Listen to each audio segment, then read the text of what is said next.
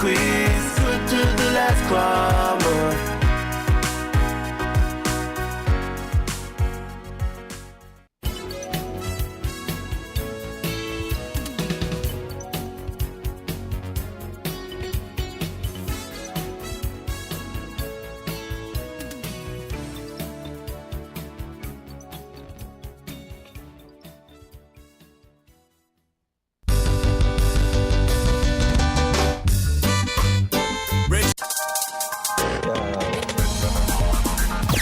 Different. We're 98.9. 98.9. Win FM. Come, build with us at Hostels Building and Nevis Centers. We don't just sell materials, we help you build your dreams. Whether it's a new home, a renovation, or a DIY project, we're here to make it happen. That's why we say, build with us. From foundation to finish, come to our stores where we have the best in building materials, hardware, tools, paints, expert advice, and more. Whatever you need, you can count on us. So if you're ready to get started, build with us. With Hostels Building and Nevis Centers, you're not just building a structure, you're building a future. Let us help you create something amazing. Dream with us, plan with us, grow with us, build with us. Come build with us at Hostels Building and Nevis Centers today. Build with us at Hostels.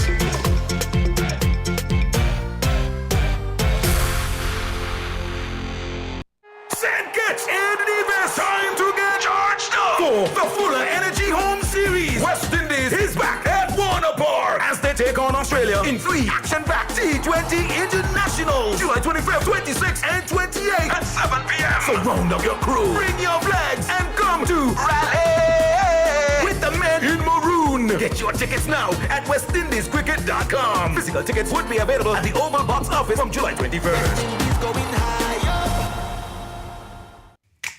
Maybe it's the way the brilliant gold liquid reflects our sunshine, or how the bright blue of its label mirrors the clear Caribbean skies overhead. Maybe it's the fresh, crisp taste of this beastly cold beer on a scorching hot day. Maybe it's even the way it brings us all together. But one thing is for sure, Carib is very much a part of who we are wherever we're from in the Caribbean. Carib, it's the way we play. Drink responsibly.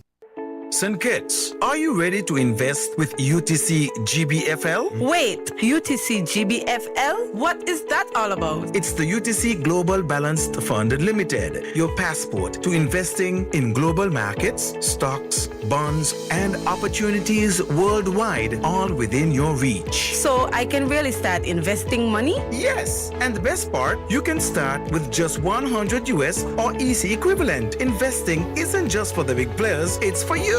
Whether you are seeking the potential to build wealth, secure your future, or chase your dreams, now is the time. Do it for you. Now, visit utcgbfl.com to get started today. UTC GBFL. Invest for tomorrow. Do it for you. An investor should consider a fund's investment objectives, risks, charges, and expenses before investing with the full knowledge that an investor may not get back the amount invested. The price of the units may increase or decrease, or that there may be circumstances where redemption of units may be suspended. This and other important information can be found in the fund's prospectus, which is available on our website, www.utcgbfl.com. The Eastern Caribbean Securities Regulatory Commission has not in any way evaluated the merits of the securities offered. If you need insurance, our service is the best. Home motor insurance can give you more for less. Property insurance can save you a lot of stress. At TDC Insurance Company Limited, we care about your investment, guarantee you peace of mind. The best team in the business, guarantee you peace of mind. No other company will guarantee you peace of mind. Together we'll succeed and guarantee you peace of mind. TDC Insurance Company Limited, where you get more coverage for less. Welcome to Island Tea with your faves. Keep it locked in with us for your daily dose of hot tea, only on Win Media 98.9. Good morning, and how are you doing this morning? It's just about 5 minutes after the hour of 8. Welcome to today's edition of Island Tea. It is the 22nd day of July 2025. For those of you, whether it is a birthday, an anniversary, graduation, whatever it is you're celebrating today, be thankful for life. Celebrate hearty. We do not know when our last moments will be. If you need to restart something that you're doing, whether it be your exercise, school, whatever, start now. Nothing is guaranteed. Nothing is promised to us. But remember to celebrate life every day. We wake up, we ought to be grateful. I know we may not have everything that we want to or we think we...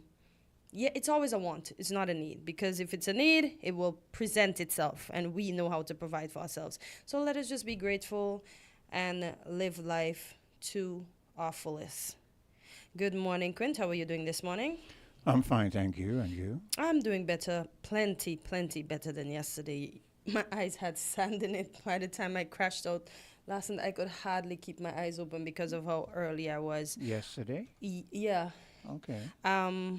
Yesterday, I came to work a tad late because my uncle passed on. So when they call us around 4, sometime after 4 to tell us come to the medical ward, we already knew what it was. Okay. My first time actually seeing someone gone. I swore I touched him, and then last night I saw something that says if you touch a dead, you should be ceremonially unclean for 7 days. And I'd be like, I don't no. believe in that. Yeah, exactly. Nonsense. Because I just couldn't believe. Because he always told me he was going to go to sleep and not wake up. And when I look at him, he was sleeping. You don't want to see me over him looking in his eyes, peeping. And when I got myself together, that was because I'm like, is he really like gone? Like you said, it's your first time Seeing experiencing somebody that. So gone. I even touched him and I realized he was cold. Yeah. He wasn't in the rigor mortis state yet because it was pretty early because he had just gone by the time we got there. But apparently he was gone before we even got there. Okay. But the day before, he held on to his brother's hand a little more. He said, see us. And we thought he would have come back. Yeah. But when I got home, I kind of had mentioned to my husband, I think that's it, And then I fell asleep because I was extremely tired from Sunday as well. And I fell asleep, and then as soon as we got the call, Quinta, I never knew I could have gotten out of a bed so fast. It's like my clothes, everything was just there waiting for me to just jump into them. We rushed up there, but so condolences to the Nicholas family and all other last names that may be associated with the Nicholas family, his brothers, his sisters, his cousins, his aunts, his nieces, his nephews, his friends, everyone that had a part to play in Bernard's Nicholas' life. We, the family, say thank you.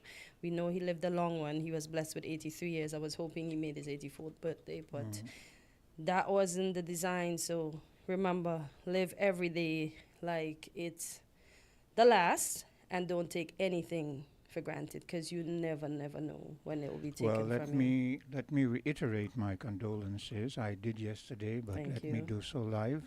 Condolences to you and your entire family. Thank you. And may you hold his memories, the good ones, for a lifetime. For real, that's what we were discussing. But he had a way. Yes, he had a way. It was, he knew what he wanted, and he made sure he got it. Yeah. So, but he lived a full one. As I said, he got plenty years. Just to remind you, if you're listening to us, we are on your FM dial at 98.9. We're being simulcast on TVC Channel 40, Facebook, as well as YouTube. Just to remind you of the numbers in the UK, it's 0333-440065. In the US, it's 1-718-285-6984 or 1-305-921-4619 or our local number 466-0989. Quint, anything on your mind? Not anything that I can bring to bear momentarily. So here's what we're going to do. We're going to take a short commercial break and be right back. All right. No We're different. We're 98.9. 98.9. Win FM.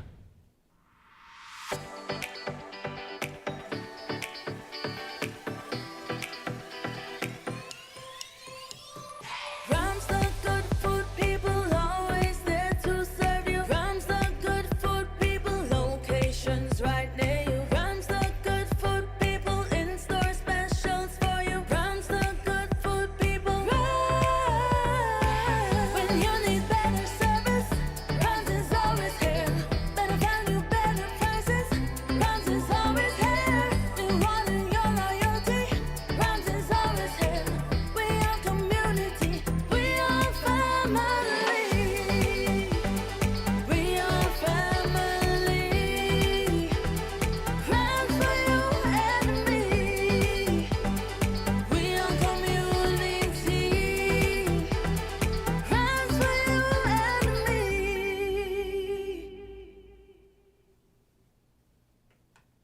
Got itchy palms? That's a sign. Money could be coming your way with Scratch and Win from Caribbean Lottery. It's the easiest way to win instantly. No waiting, no fuss. With tickets starting from just $2 up to $20. Win over $35 million in prizes. The higher the price, the bigger the prize. So scratch today for your chance to win up to $200,000. Available at Caribbean Lottery agents island-wide. Must be 21 years and older to play. Carifesta is the whole region looking good, and the whole road is we run with. It's in the way we walk, it's the way we talk, it's the way we move. We ready for the world, and when we step out and pose just so, it's pure style and fashion. Look away! Come for Carifesta 15 in Barbados. Book your stay now at visitbarbados.org/Carifesta.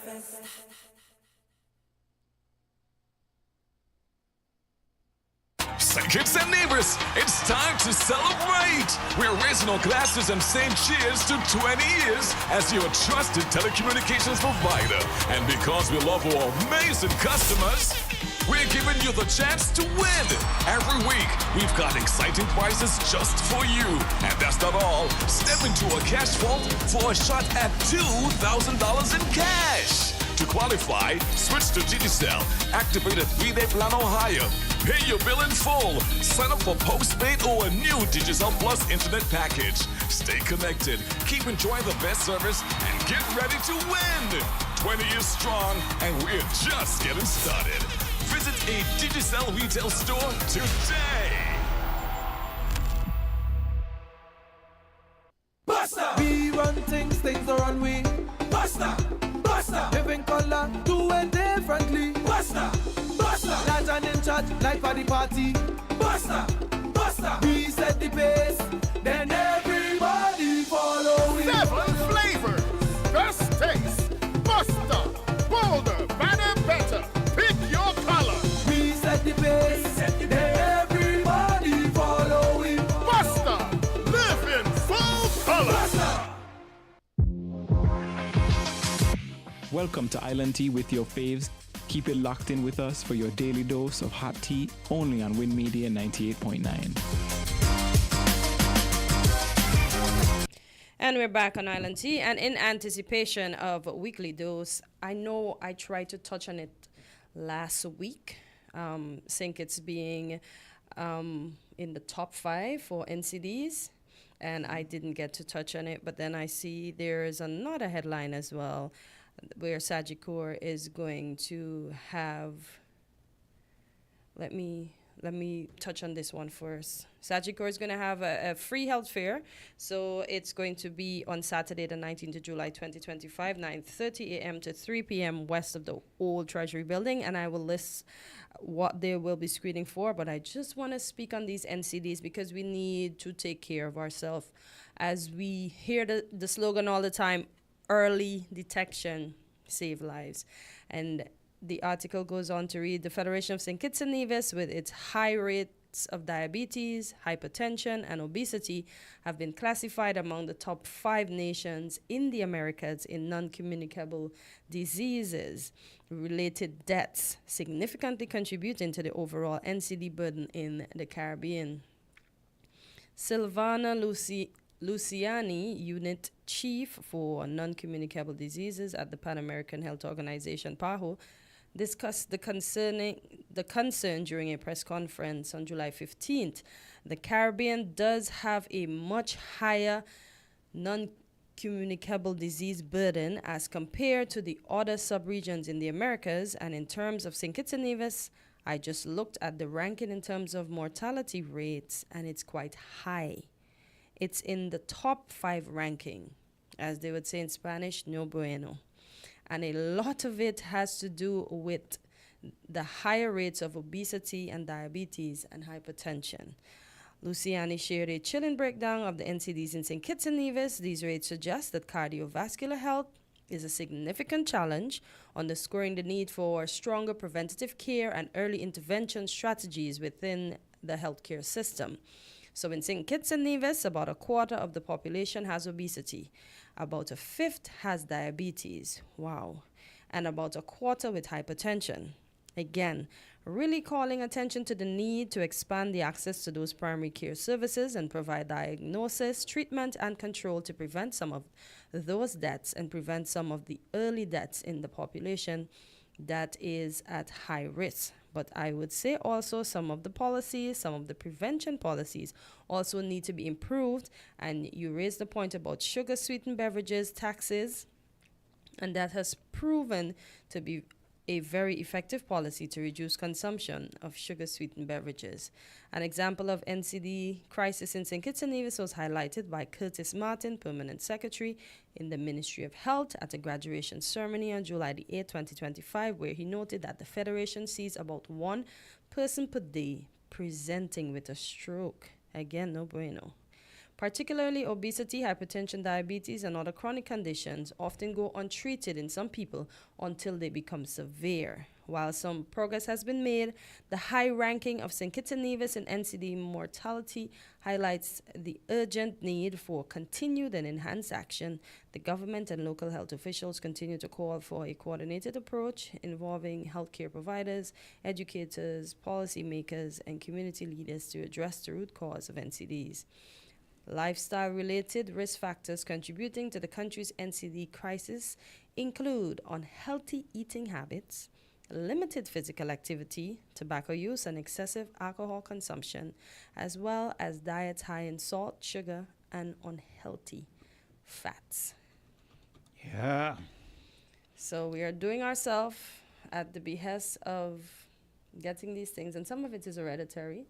Because as I say all the time, both my parents are diabetic, and being the elder child, it is said that you're the one that ends up with it. Did I take all the precautionary measures? I tried, but I failed on some days because, of course, I'm not perfect, but I try my utmost best now. I'm trying, and I'll continue to try until... You know, for a small island in the Caribbean archipelago region, it is kind of... Fifth of quick. No, it is kind of like one should take heed of the fact that we, although we're very small, are ranked right up there in when it comes to obesity. 5, yeah? Yeah. That's one hand. Yeah. That's no, as I said in Spanish, no bueno, no go. Right up there. So it says something. We've spoken about this on a few occasions where even when you're walking along and you see school children going to, I use the example of a particular day when I saw a school teacher or a few school teachers with a number of children, and they were going across the road, and very few of them were skinny, lean, and they were mostly chubby. And I remember, again, not too long ago, there is a program that comes on here to do with fitness and eating and so forth, and there were a number of young children, and there was this particular young boy who was speaking about how his grandfather told him how he should eat and how he should be healthy. But the thing about him was that he was very, very big. He was so big that you could see he had difficulty speaking, breathing, and just out of kindergarten, just into elementary, and already that obese. Yeah, because everything that's not good is cheap.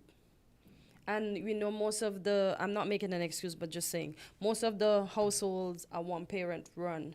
So whatever they can afford, that's what the kids ingest. And then the kids get addicted to these things, because I find in our time, Quint, I know we didn't have snacks going to school. We might get a little allowance to buy a little plantain chip or whatever in school, but I mean, we didn't have snacks. Our parents didn't put snacks. We didn't get drink until we were at home, maybe eating, and we didn't get drink every day, and we ate more from the land. Well, mine was different to yours, because growing up in the Virgin Islands, well, in the earlier stage when I was first here, living in the Newtown area with my great aunt, it was like you said.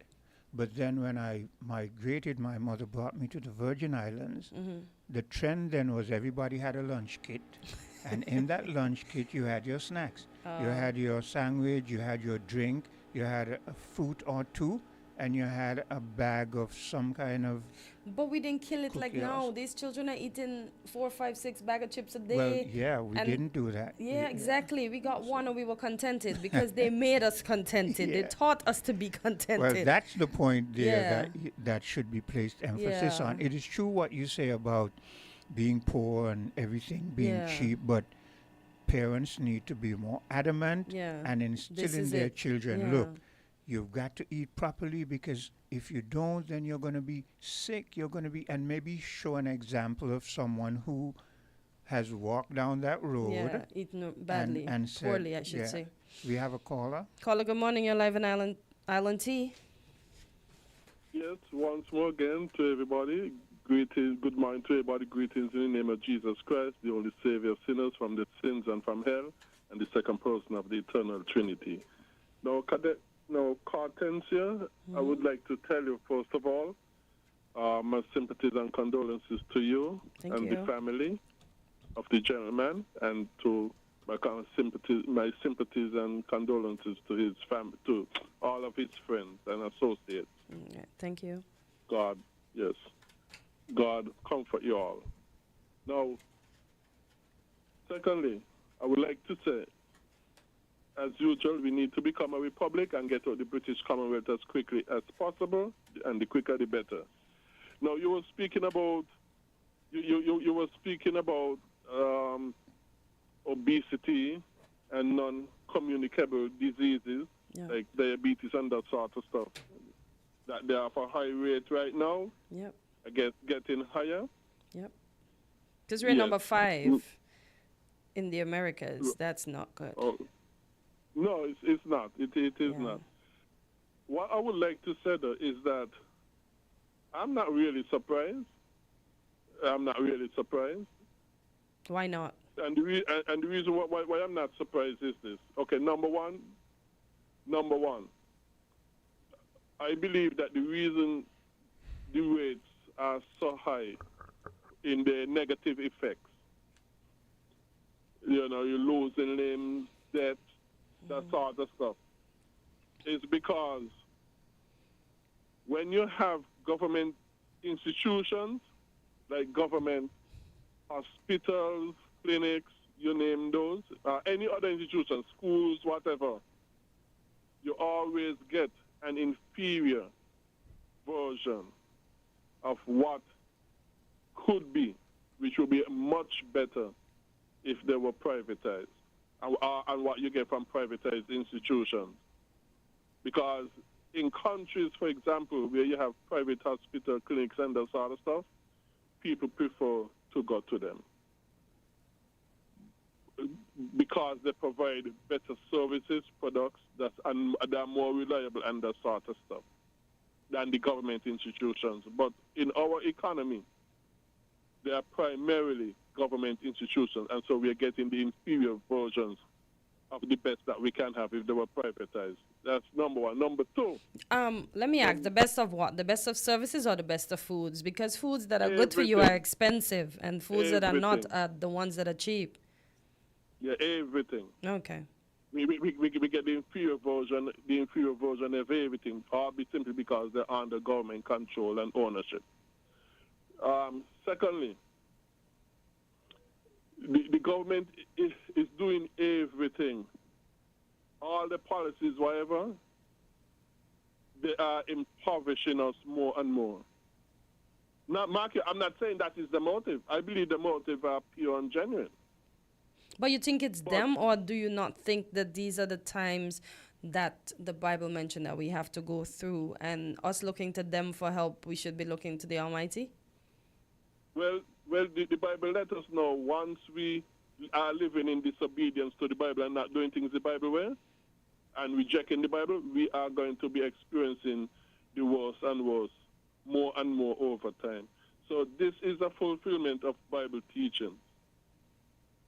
Our disobedience would only bring on worse on us, not better, and bring on the worse on us to our destruction.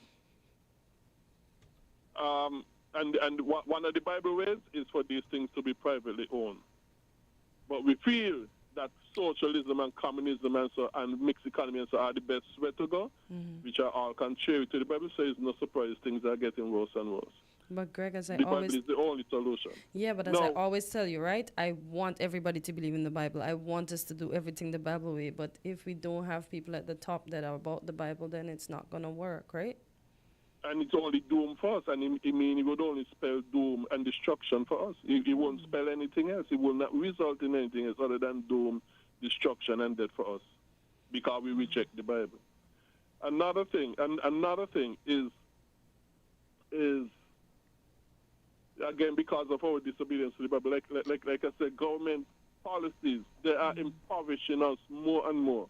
And because of that, people don't have the finances to have the regular medical checkups that they need, regular dental checkups that we need, because that is something that is very much missing. Dental health is very important. Very important.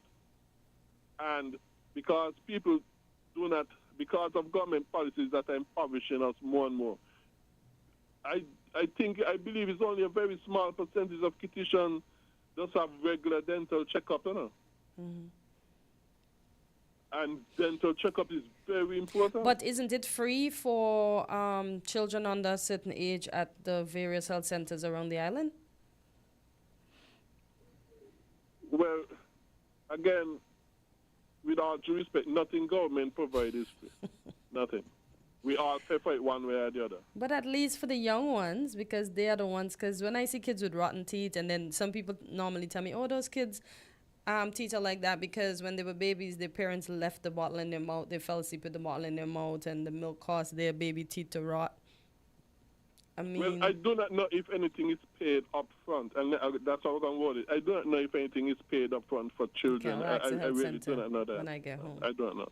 Okay. But at least we adults are concerned. Well, we all are concerned. We all need regular dental checkup, and like I said, I believe only a very small percentage of things do that. That's another point. But what I'm saying, also, you need such thing. For example, the oil that we are using for frying and that sort of stuff. It's a very bad version. People need to be using things like olive oil, coconut oil, that sort of stuff, rather than these oils that we use for frying and that sort of stuff, because they're very bad. But because people are so struggling and that sort of stuff, we end up using the worst versions of things, like you mentioned earlier. A lot of people are working, a lot of people now to support, they're working a number of jobs. Greg, you're going to have to wrap up. We have another program. Oh, yeah, okay, good, no problem. And because of that, a lot of people are stressed out and that sort of stuff. Government policies are impoverishing us more and more and causing all these negative effects, all due to disobedience of the Bible. Thank you very much. Appreciate your time. All right. Okay. Thank you, Greg. This is why we need to petition for the National Insurance Scheme to come on hand so that everybody can afford to take care of themselves. Yeah. Let me see here. Well, up next is Daily Dose, right? Weekly Dose. Weekly Dose. Yeah, I wish it was daily too. I always used to say Daily Dose. Well, that was my mind was somewhere else. Yeah, really, that's okay. I always used to say Daily Dose. That's me. So I had to cue it up because I thought it was edited, but it was not. Okay. So let me see here. Wow. It has gone. I had it queued, but it jumped because of the time next, which you wouldn't know anything about, right? On my end, no, Yeah. kind sir. No, not at all, not at all. I have to queue it back up. Okay, well, whilst we queue it up, I can, if you want, I can continue along the health vein with the Sagicor Life Inc. St. Kitts organized do health that, screening. please, yeah. And when you get it, you let me know, right? Yeah. Organized health screening to promote preventative care. This article is by Lana Weeks, and it says, in a proactive move to encourage preventative Healthcare, prominent insurance company Sagicor Life Inc. is leading a comprehensive health screening initiative for its clients and the general public. The initiative, which will be held in collaboration with the Windsor University medical team, aims to raise awareness about the importance of early detection and more effective monitoring of one's health status. Services include screening for blood pressure, physical examination of the heart and lungs, glucose metabolic rate, body mass index, body temperature checks, electrocardiography, eye examinations, and consultations with medical professionals. By offering free health checks, the insurance company aims to empower individuals to take charge of their health before serious or life-threatening conditions develop, encourage preventative measures, and support improved health outcomes, ultimately leading to lower long-term healthcare costs. This initiative reflects a growing trend in which private sector entities in St. Kitts and Nevis are taking a more active role in promoting preventative health care and overall well-being. The company has scheduled the health screening for Saturday, July 19, 2025 from 9:30 a.m. to 3 p.m. downtown Bastia, west of the old Treasury building. So it's this Saturday. It's gone. Why am I thinking it's still the 19th? The screening has gone. Sorry, I do apologize for that. I don't know why I was thinking we're still in the 1-5 week. It was last Saturday at 9:30. Yeah, well, it was last Saturday. So that's gone. I hope we took the time for those of us who had the time to go and get our checks. But we just need to, I don't know. People say, long-time people work hard in the fields, even if they had these complications. The hard work that they did helped them to fight these complications. As I said, long time we went to elders' funerals. We didn't go. You were saying, Quinn? You got it? You were saying something? Okay. All right. As I was saying, a long time we went to elders' funerals. We didn't go to young people funeral like now. And then the dreaded word that I don't like to say, but I guess I'll have to say it this morning. Cancer just seems to be knocking every age in the world. It just seems to be taking everybody out. I remember one time I heard people, someone saying, well, I should say people, the AIDS is going to kill everybody, but see, the AIDS have something to control it, and that's not what's killing everybody. It's the cancer. So. Let me see if I You try got to, it? yeah. Okay. Queuing it up like this is very, very tedious because, you have to, so I'm going to see if I did the best I could. Okay. So let's go here. And as I mentioned before we went to the break, our topic today is fibroids, why nobody talks about it. So, Doc, good morning. Welcome back, and let's dive right into it. Good morning, Katensia. Good morning, everyone who are listening to us this morning. It's always a pleasure to be here on a Tuesday morning with you. You know the weeks are passing when another Tuesday is coming, so I mark my weeks actually now by, tomorrow I have the show again. Yep. It's a commitment, and it's something I do with a lot of honor and pride and dedication, but it really is to try and balance it and try and bring the audience the information and to share and to educate. And I hope persons are learning and becoming more empowered with the knowledge. So let's get right into it. Let's get right into it. So we chose this topic because of a couple of things. Cartencia brilliantly sent me some information yesterday. And coincidentally, sometimes the light bulb goes off. Ding, ding, ding, ding, ding. Because I recently had a female patient in her 30s. And she came to see me. And she was pale. She was short of breath. Wow. Okay? And she said she was getting really fatigued. And when you think of those symptoms, I looked at her, I said, okay, this is something that I should be concerned about. So she's short of breath, young female who should overall be in good health. She's getting more and more fatigue as she walks. She gets easily exhausted. I said, well, in the interview, I asked her, you're having heavy menstrual flows? And she admitted, yes, that she does. Anyhow, a couple of days went by and her hemoglobin revealed that she had a hemoglobin or blood count that was a 5. That's low. Yeah, that's low. So we're looking at the normal in females, fertile reproductive females, 11 and above. Okay, so hers was 5. That was significantly under the normal range that we want. And so we had to admit her and get her transfused up. Ultimately, she had uterine fibroids, and that was the cause of it. So that is why... She knew? That is why... I think she had an idea, yes, that she previously had that. But a lot of times persons, hear that they have something and they just carry on. So that's what we're going to be talking about here today. Okay, so let's dive right into it. You touch a little bit on it, but we're still going to go over it. What are uterine fibroids? So in terms of understanding what are uterine fibroids, there's several different ways of referring to them, but they're benign tumors. You often hear us talk about tumors and people get afraid, but remember tumors can be benign or non-cancerous or cancerous or malignant. We call those ones malignant tumors. But tumors is a broad topic under which any abnormal growth developed. So it's a tumor of the muscle tissue of the uterus. The uterus is that womb or that thick organ that we need to reproduce and to house the baby, that most women, healthy women, are born with a uterus. So these fibroids, they're also called leiomyomas or myomas. They're muscle tissues and they form inside of the uterus on different layers of the uterine wall, and we're going to talk about that. All right, and keep in mind these are benign tumors. Okay. So are there different types of uterine fibroids? Yes, so these uterine tumors, they are usually classified based on where they are located on the uterus.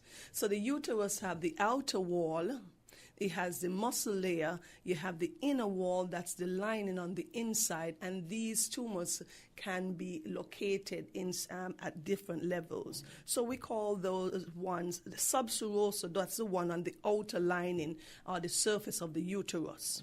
We have ones like intramural. Those are the ones embedded deep in the inner muscular layer of the uterus wall.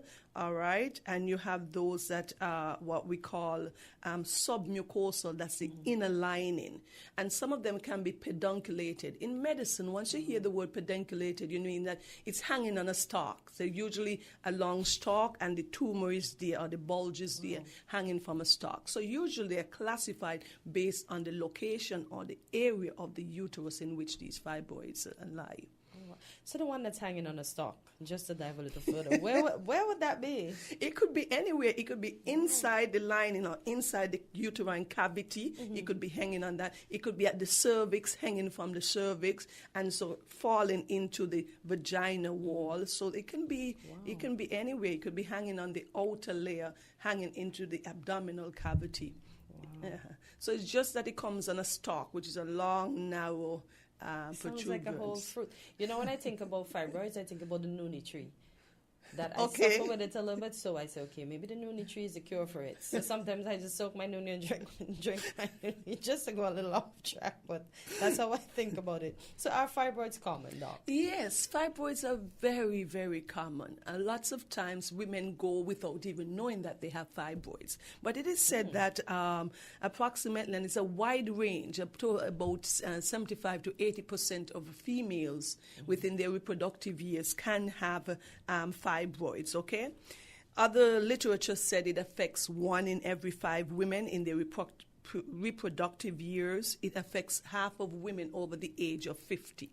So commonly, mostly in your 20s, in your 30s, and your 40s. But lots of women have it, though not most will have symptoms or associated symptoms with this uterine fibroids. Okay. What are the symptoms of a uterine fibroids? What are the symptoms? It all depends. So there's several different reasons. We we are well aware that most of these fibroids, they do not cause any symptoms and do not require any treatment. So most of the times we do this watchful waiting, you just observe it. There are large fibroids that can cause some symptoms. They depend also on the location of the fibroids as well. So one of the most common and known symptom is this excessive bleeding, like heavy menstrual flow. You have your menstrual cycle and you're having lots of thick clots. You're soaking through large number of sanitary napkins throughout the day, and you have bleeding outside. Sometimes women would say, I have had 2 periods during the month. That's your normal regular cycle, and that could be that bleeding from these fibroids. You could have fullness in your lower tummy, feeling bloated, feeling the sensation of this heaviness. Persons can have pain during intimacy. Females can have pain during intimacy. Lower back pain they can have.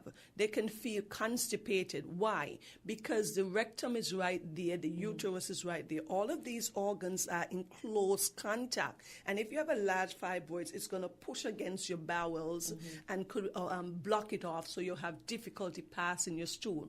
It's just like when a woman gets pregnant and there are changes in her body because some of her organs are displaced. So especially if you have a large fibroids, these symptoms can be almost obstructive.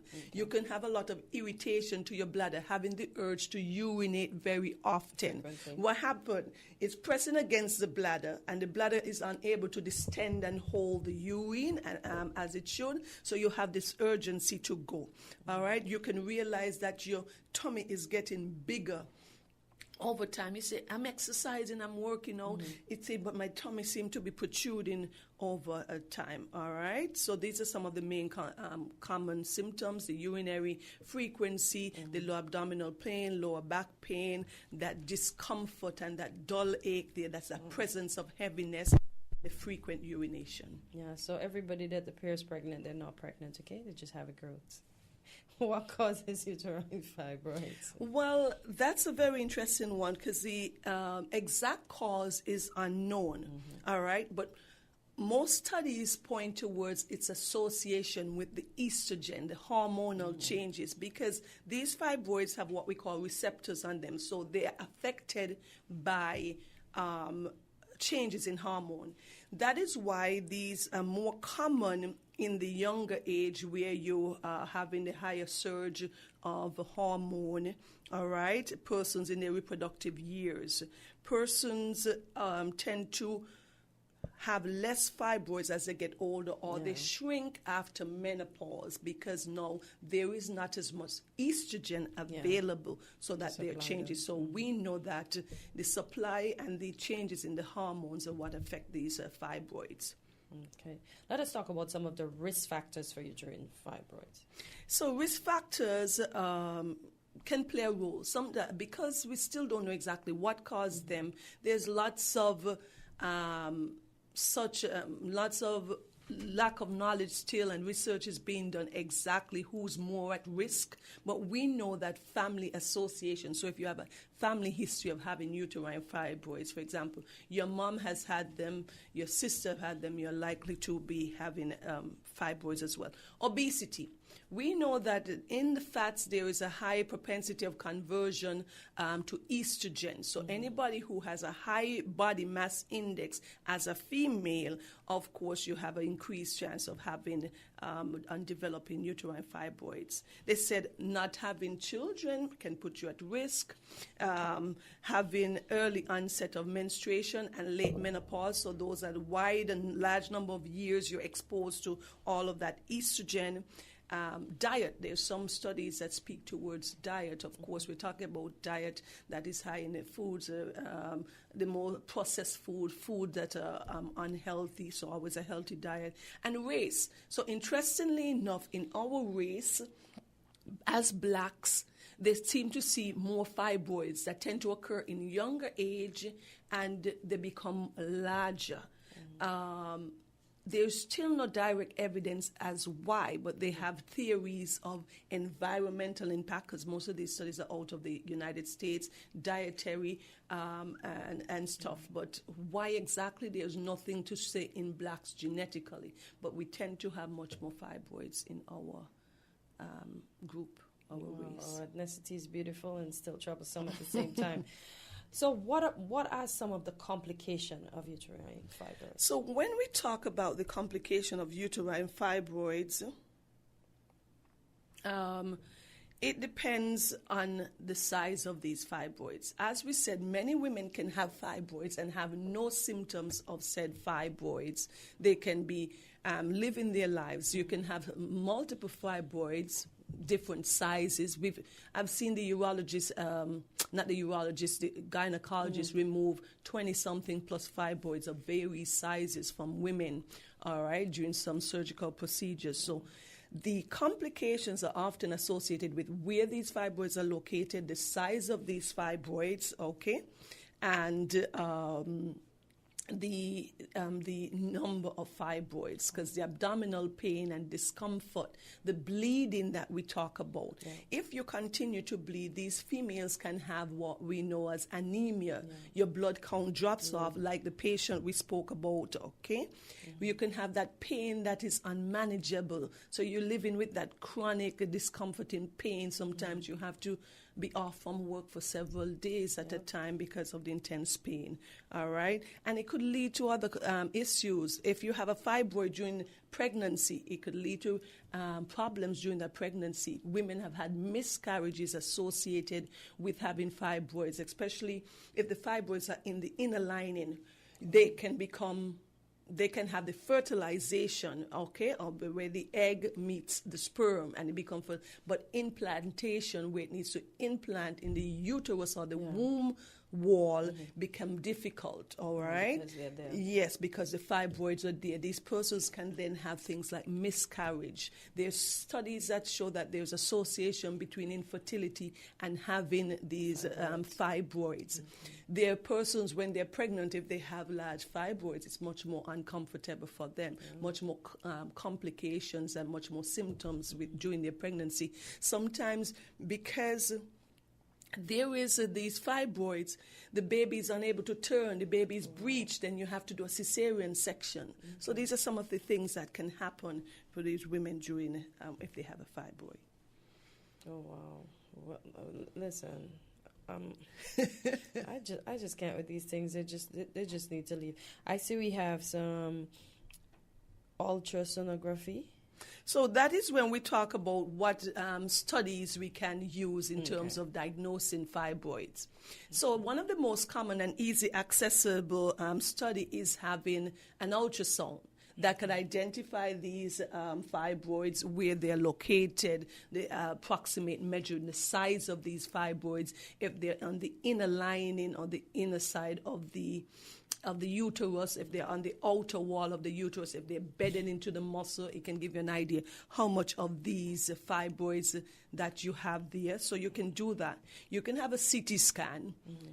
For more details, you can use an MRI as well too. There are other studies like hysteroscopy. What is that? Is using a fine tube, something like a scope, one of those scopes, and you put it inside the vagina, into the uterus, and you're looking around looking for these fibroids. And there are different images with contrast. We call one the HSG. I'm sure many women would have had these studies. And you're looking into the uterus, you could identify and have more information on what's going on the inner layers or the internal or the cavity of the uterus there. So there's lots of different studies in terms of identifying it. We have access to most of these studies, and quite commonly a simple abdominal ultrasound can identify it where these fibroids are. Okay.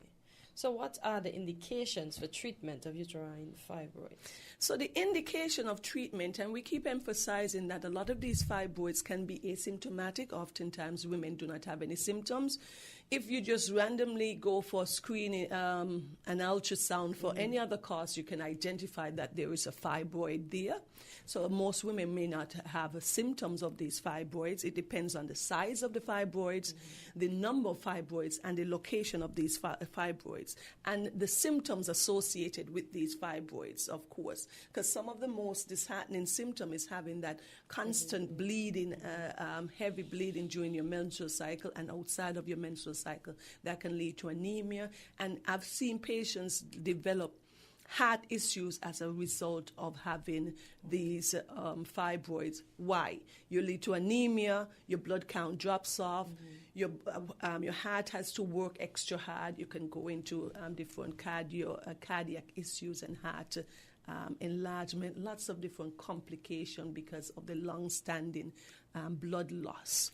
So it's going to depend on the size of the fibroids, how much fibroids you have, the associated symptoms, and that's when you want to take and see your healthcare provider and make the determination. I see here your desire to keep your uterus. Yes, so your desire to keep your uterus. That's going to indicate what sort of treatment, if you have to get to a surgical management, of course. If you have not had any children as yet and you want to be a mother and you are in your early 30s and you have large and multiple fibroids, that would be very important to address that with your physician. Because one of the treatments surgically is to remove the womb or remove the uterus completely. And once you do that, you're unable to reproduce on your own like that because the uterus that housed the baby is no longer there.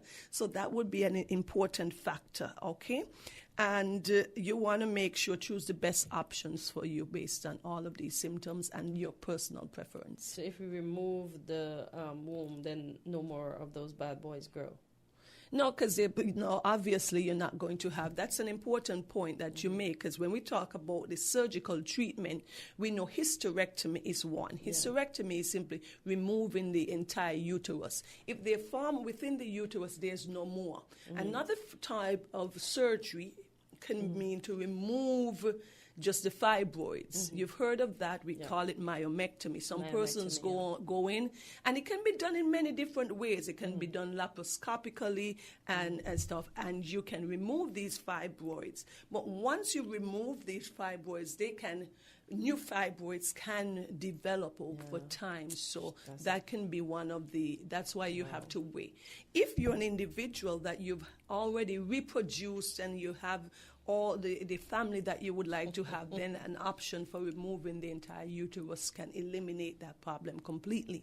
So that we went into delving into the surgical part of it.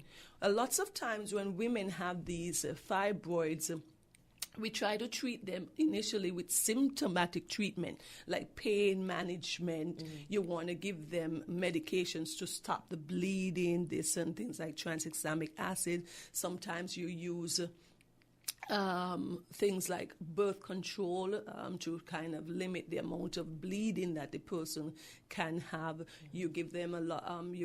There's certain other drugs and hormones that you can use. All right, that controls the amount of hormones that are produced at the level of the brain. Lots of complex stuff to decrease and shrink these fibroids. However, with some of these non-surgical treatment, of course, if you suspend this treatment, these fibroids can continue to grow. Start growing back again, because the idea is to shrink a lot of them and to manage and control the symptoms, to stop the female from bleeding as much, to give them supplements like your folic acid, your iron, to make sure build back up the blood in these instances. If the non-surgical or medical management fails, then we can enter into other options, like what are the surgical options here. There's something I didn't mention that is called uterine artery embolization. So you get into the uterine artery and you embolize, or you cut off the blood supply to these fibroids, and they shrink over time and resolve some of the symptoms. That we do not offer here locally. Just yet. As yet. So certain females, if they have that option and they're well insured, they can seek that form of treatment overseas. But the other options, the main options we can do is remove the fibroids that the patient have if medical treatment fails, or to remove the uterus. Okay, so you mentioned having the family and you're contented, right? You have your boy and your girl, you're contented. Having the hysterectomy, does that induce early menopause? Oh, yes, of course. You will not have, in essence, you're not going to have any more menstrual cycle. But once you leave the what you call the important organs, the ovaries. You have your hormones, and you could have your estrogen. You still have estrogen there, which is important to help your skin as a female, to help balance out your hormones. So you will not have a menstrual cycle, but you're not into menopause, because it would mean if you remove the ovaries, then you would be into a medically or surgically induced menopause. Oh, okay. Remember, your ovaries are what produces the hormone and stimulate the uterus lining to give you the menstrual cycle. So you'll just not have a cycle, but your ovaries are there still producing the hormones that we need as females to keep us balanced, to keep us energized and healthy. We've spoken about some of the symptoms of menopause when your estrogen level drops down. But if in this surgery, your surgeon removes your ovaries, then that is a surgically induced menopause there at that point. So the ovaries and the uterus? Yes, because if he goes in, there may be indication the ovaries, if one of them looks abnormal, have abnormal cysts on them, or any concerns, sometimes he may remove one or both, depending on the discussion he or she would have had with the individual or the patient. The things women go through, huh? Strength of us, boy. So what medications are used to treat fibroids? So we talk about some of these medications again. We talk about having the birth control, the pain management, anything that to replace and boost the body when it comes to blood loss. You want to prevent that. So we've heard about the trihemics, you heard about the iron supplements, the folic acids. And in a study that I saw, in terms of natural things, because persons are often trying to push natural care, vitamin D is said that is very important. High doses of vitamin D, and we do not get a lot of vitamin D. Even one of the authors proposed... Even being out in the sun? Proposed that probably that is a factor that influence or affect blacks in developing fibroids, because blacks, we are often deficient in vitamin D. Very much so. Very much so. Yes, because of the melanin in the skin, it affects the absorption and the functioning and stuff of the vitamin D. So that is probably a proposal or the idea why maybe blacks tend to have it. Remember I said there are environmental factors, dietary factors. They talk about having a diet rich in fruits and vegetables and all your vitamins that it can be protective as well too, for those who love to hear about the natural stuff. Ultimately, when we speak about diet, it's all a part of the overall wellness. But if you have fibroids, just eating lettuce and tomatoes is not going to get rid of them at that point. But okay, so then you may need some kind of medical support, especially if these fibroids are symptomatic. I don't want any woman staying at home bleeding significantly, and that can lead into shock and death. Yes, so we don't want that at all. So it's best to seek some medical support. But the fact that we know that when we take out what we have there, the other ones come to party, because they'll be like, space, let's go. What? You do the surgery. You to remove the fibroids? The dance floor clean now, and then the rest be party time, let's go. How encouraging is that for someone? Well, here's where it becomes beneficial for some females, because we spoke about it being associated with some forms of infertility in the female, all right? If you're able to remove those fibroids and then you're able to then complete your family, reproduce, have your 2 babies, your 3 babies, how many babies you want to have. Then if they return, then another indication could be that you just, Remember, I'm not a proponent of either treatment. I'm just telling you what are the surgical and the medical options that are available. But if she wants to reproduce, I've seen many women, they remove the fibroids, they have their babies, and then if they do return, then she can choose another route. Do they return fiercely, or you're not? No, I'm not aware of that, because these fibroids tend to go over time, and they are fed or propelled by the estrogen. That's why they're more proliferant or more prominent during those fertile years, during your premenopausal years. typically when women have fibroids, as they get older, their 50s, their 60s, and they go into menopause, these fibroids start to shrink because they're now starved.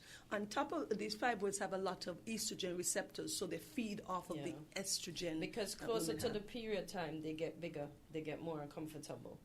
And then once your period's done, you don't feel them until you start. Well, maybe those are the symptoms you're having as a result of just the menstrual cycle. And then your uterus is contracting. You know that the uterus does contract. And if it's contracting against a tumor that's there, it could be much more uncomfortable during that period. Yeah. Okay. Oh, boy. The things we go through as women. Well, men do go through this stuff too. We have that do conversation. Men get fibroids? No, we're not fibroids. They have their own issues that we often talk about as well. We just get the tougher ones. Both genders, we have our burdens to bear in life. That's it. We have more, all because of what we did in the garden. All because Jesus forgive us. Anything in closing, Doc? Well, in closing, everything we speak about here is about overall wellness and getting yourself checked. So see your OBGYN, it's very important. Get your screening pap smear.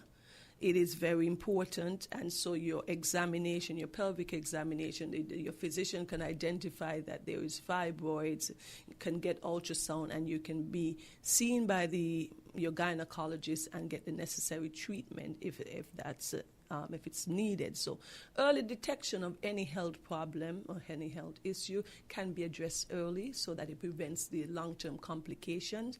Fibroids is extremely common in our community. As I say, oftentimes women don't want to speak about it too because you're uncomfortable to talk about those issues. Sometimes you've heard of young women who just realize they have fibroids because the genes are no longer closing on them. And they say, well, I don't feel like I'm gaining weight anywhere else but just my tummy there, and then they get it evaluated. So it's important to get your wellness check and see your physician and make sure all is well. So that's always what we aim to do, encourage persons to be their best selves and to live their best health.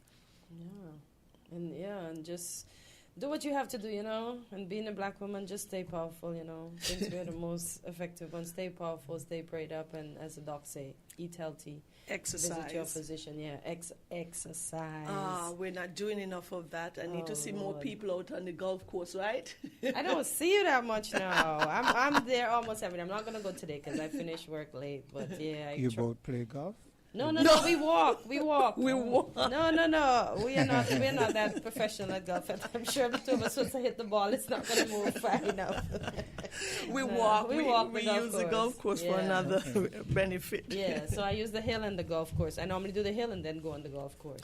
Yeah. And I just got myself, was it 5 kilograms weight, and I am trying to hand weights, dumbbells. I walk with 8 pounds. No, I'm not walking with them. I have them at home, so I could do more. Because once you've hit 40 as women, we need to make sure do a weightlifting. We lose a lot of muscle mass, so we all have to make sure we lift weights. All right. So I wish everybody a beautiful day and be kind to each other. You've just been listening to a previously aired broadcast. If you live in low-lying areas, be aware of the possibility of tsunamis immediately after an earthquake. A strong earthquake lasting 20 seconds or more is a natural tsunami warning. Do not wait for an official warning. Gather your family members and evacuate immediately after the shaking stops. Don't delay. A tsunami could occur within minutes. This message is sponsored by the Australian Government, AusAid, and produced by NEMA in collaboration with WinFM. Got itchy palms?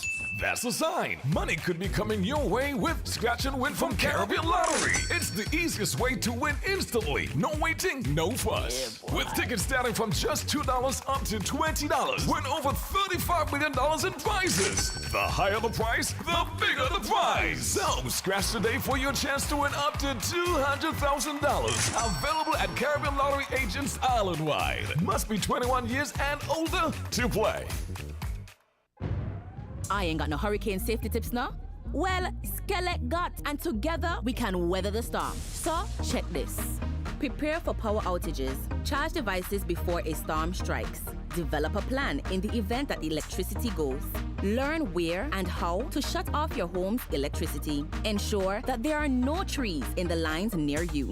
If you are experiencing low voltage, turn off the main switch in your home. Do not touch wet appliances. Be sure to stay tuned to Skelex's Facebook page and website for updates about the outages and restoration.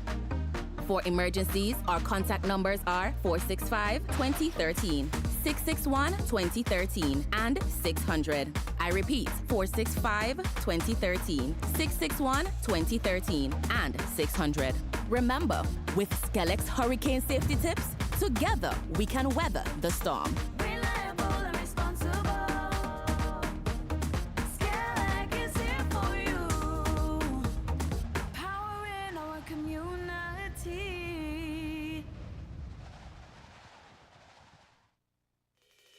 CarryFesta is connections, community, and unity. It is understanding each other without saying a word. Separated by water, united in purpose.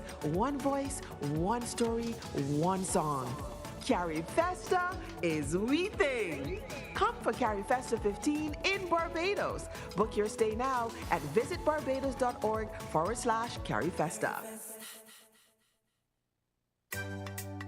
For this year's Restaurant Week, National Bank wants you to swipe more, win more, and experience more. Use your National Bank Visa credit or debit card at any participating restaurant for a chance to win a VIP Culturama experience. Pick your event, get a glam makeover, and skip the lines like a star.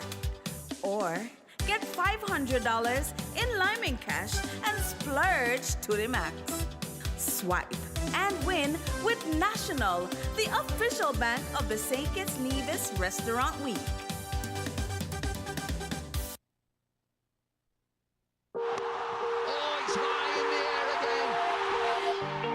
Can you feel the love on a stranger's face?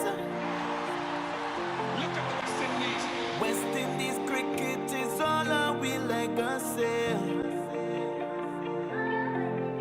It's our energy when we come down here. Time to rally around the West Indies. It's in every creed and race. West Indies are the holy grail. West Indies is where we from. Sunshine and sweet steel drums.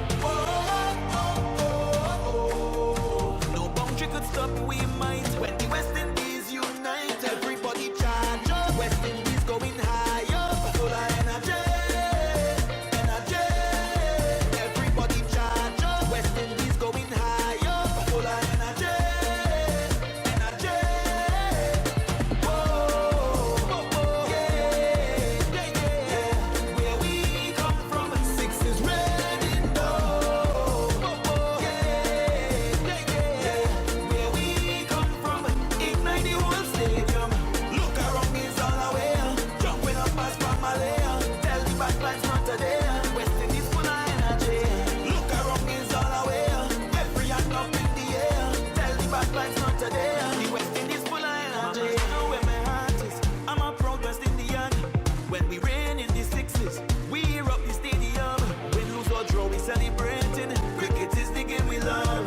A smile on every face, representing where we from. Cause it's our energy when we come down here. Time to rally around the West Indies. It's in every creed and race.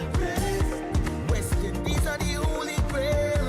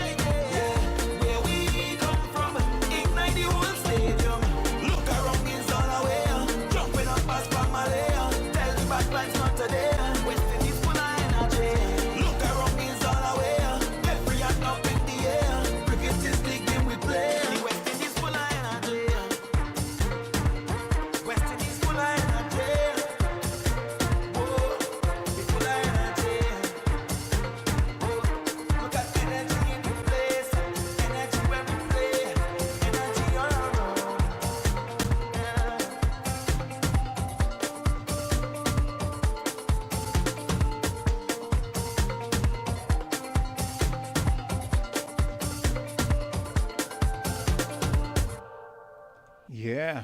Yes, and yes, and yes, and yes. So there is the second T20 match tonight in Jamaica at 8 o'clock.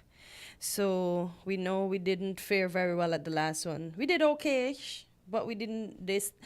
They didn't work too hard to beat us, man. Okay, she doesn't count. Yeah, I know. Come on, guys in maroon. Remember, it's all about matches 3, 4, and 5 here in St. Kitts for the full energy tour. We know the West Indies are home, and please, as I said, we have to go out and support them. So the weekend is going to be lit here in St. Kitts, as we say. The 25th, which is Friday, the 26th, Saturday, and the 28th, that's on Monday. All of these matches are after work for most of us, because some of us work shifts. Okay. So we have to show up in our numbers and support the gentlemen in maroon. We know the first match they had there in Jamaica.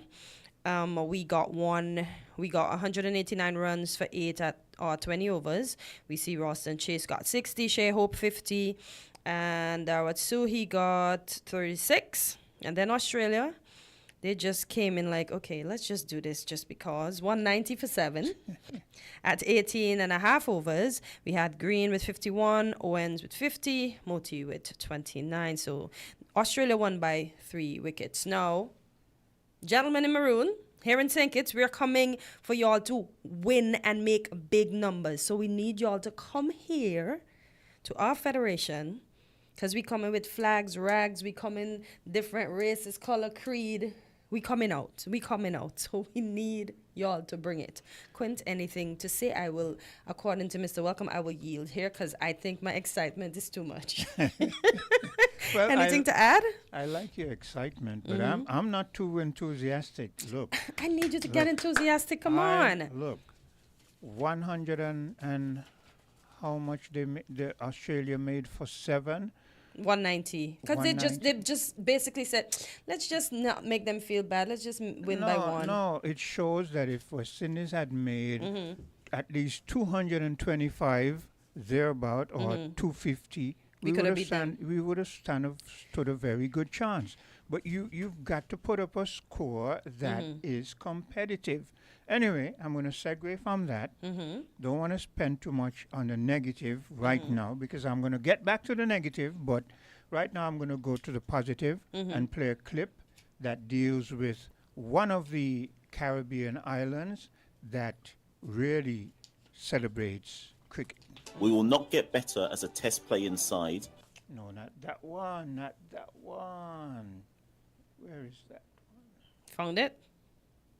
So, folks, as we wait for the clip, just to remind you, the 3 T20 matches here in St. Kitts starts on Friday, Saturday, and Monday at the Warner Park at 7 p.m. Just to remind you, physical tickets were on sale from yesterday at the Oval Box office here in St. Kitts. And for those of you who do everything online, remember it's tickets.windiescricket.com, okay? To get your tickets. Go ahead, Quint. Okay, so here we go. What are you guys doing over here?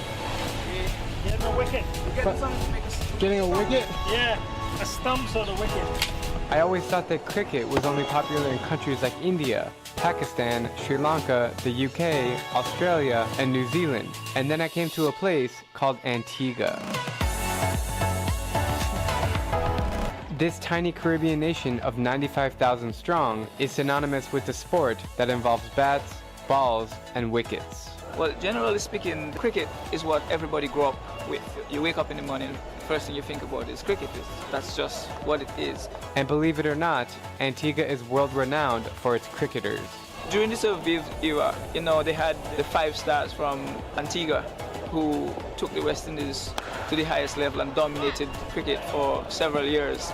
And that in itself zeroed in not just on the West Indies, but on Antigua. Because of that 5 key member team. While cricket seems like a quiet and humble sport, it's actually the opposite, at least for the fans. Once you hear cricket, you hear party. And once you hear party, people come out for that. it's a fun atmosphere. All the lush green grass over there was covered over with people, and it's beers, it's food, it's just party. In one word, how would you describe the atmosphere of cricket in Antigua? It's passionate. I love seeing how a sport can bond an entire country together. In my opinion, sports are just the best thing ever invented. Period. How's that? Nice. Yeah. And Yeah. as you listen to that, right, it's Antigua, but Mhm. all Right the close. islands can Yeah. all the islands can identify with what he was saying. Yeah. Yeah. So they didn't know we had cricket down here. He didn't know. I want to know what world he lives in, you know, Yeah. not to know that the Caribbean is synonymous with cricket. Cricket, yeah. You just thought with the bigger countries. But to see that, as I said, my husband has really got me into cricket because I preferred golf, to be honest. But now that I'm into cricket, listen, let me tell you, I'll be out there with my shirt, my flag, my rag. Look for me. Look for me, I say. I'm off on Friday, so I'm right there. I You know, will it's be. interesting when you say you preferred golf. To me, Yeah. golf was one of the most boring sports. Everybody ever, thinks it's boring until ever you understand created it. Until Tiger Woods started to play. And you got into it I then? got into it because as long as a black is involved, I know people going to say about him and He that ain't he black. doesn't feel that he's black, but when we see him, we know what color he is. He can say there. Exactly. You understand? Mhm. So yeah, cricket is spectacular. Yeah, and I know, listen, the fact that they started on Friday, we have no school going on. Most of the parents will be done working by then.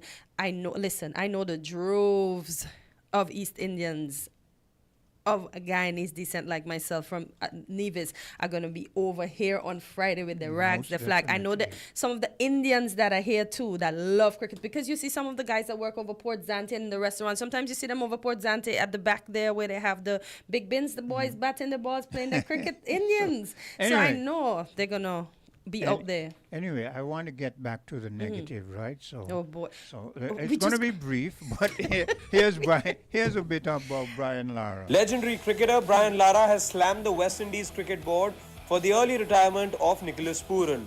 Oh, Lord. The star batter, who's at the peak of his career, recently hung up his boots to ply his trade in the T20 leagues across the globe. Recently, Lara shared his views on how the retirement of players like Pooran is resulting in the decline of West Indies cricket at the international level. Speaking about the retirement of the swashbuckling batter, he said that there are 5 or 6 leagues around the world and they're able to make a substantial amount of money playing in them. Furthermore, he also slammed the cricket board for not doing anything to keep their players loyal to national duties. He went on to name the English, Aussie and Indian cricket boards for taking care of their players. Kane Williamson, who recently opted out of his national contract, was also a part of his argument as he talked about international players looking to financially secure their future and that of their families. Lara's comments also come at the back of Andre Russell's retirement from international cricket and the West Indies' dismal record of getting dismissed for just 27 runs in a test match against Australia. Yeah, can't leave out the negatives because we want to rub it in their faces. Because I they hope seem it's to do be- better because the fact that they went and did so good in that T20, I hope they're going to come here and, well, from tonight they're going to start winning because we can't have them They leading did us. good in which 2020, The T20, the recent one. and they lost. Yeah, but by a run. A loss is Technically, a loss. they had 1.5 more over to do A to make loss- more runs, but they just. A loss is a loss. But they kind of seemed to do a little better, didn't Look, they? I'm not going to pat them on the back. I don't want to, I'm- but the fact that I'm- we held I'm- their feet to the fire and they came a little better, maybe by time tonight they could be at their best and continue being their best. We do want them at their best, but Mhm. I'm not going to Always. pat them on their back. Yeah. Here's another bit of negative, and it's good advice. So take it in. What are you guys doing over here? Get the wicket.